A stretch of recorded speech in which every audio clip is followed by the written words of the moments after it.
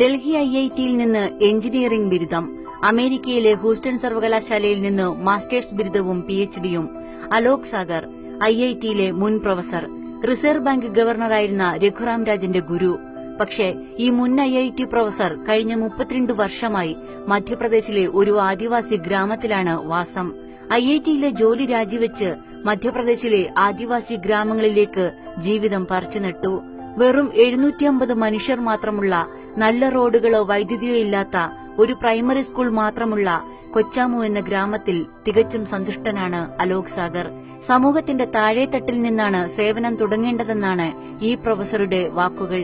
ഒരുപാട് പ്രശ്നങ്ങൾ അഭിമുഖീകരിക്കുന്ന രാജ്യത്ത് സർട്ടിഫിക്കറ്റുകൾ പ്രദർശിപ്പിച്ചും ബുദ്ധി തെളിയിച്ചും നടക്കുന്നവർക്ക് ആരെയും സേവിക്കാൻ സമയമോ മനസ്സോ ഇല്ലെന്ന് ഇദ്ദേഹം പറയുന്നു.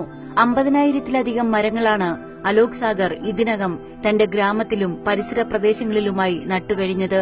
വിത്തുകൾ ശേഖരിച്ചും വിതരണം ചെയ്തുമാണ് ജീവിതം. അധികം ആരോടും താൻ ആരാണെന്ന് വ്യക്തമാക്കിയിരുന്നില്ല. അടുത്തിടെ നടന്ന തദ്ദേശ തെരഞ്ഞെടുപ്പിനോടനുബന്ധിച്ച് അലോകിന്റെ മേൽ ചിലർ സംശയമുന്നയിച്ചു.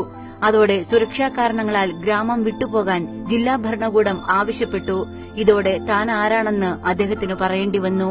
ജില്ലാ ഭരണകൂടം ഞെട്ടിപ്പോയി അലോക് സാഗർ നൽകിയ രേഖകൾ കണ്ട്. ഒട്ടേറെ ഭാഷകളിൽ പ്രാവീണ്യമുള്ള അലോകിനിപ്പോൾ ആദിവാസികളുടെ തനത് ഭാഷകളും വശമായി കഴിഞ്ഞു. ആദിവാസികളുടെ ക്ഷേമത്തിനായി പ്രവർത്തിക്കുന്ന സംഘടനയിലും സജീവമായുണ്ട് അലോക് സാഗർ എന്ന മുൻ ഐഐടി പ്രൊഫസർ. ചില ജീവിതങ്ങൾ അങ്ങനെയാണ്. നിർവചനങ്ങൾക്കുമപ്പുറം അത് സ്വജീവിതം ധന്യമാക്കും.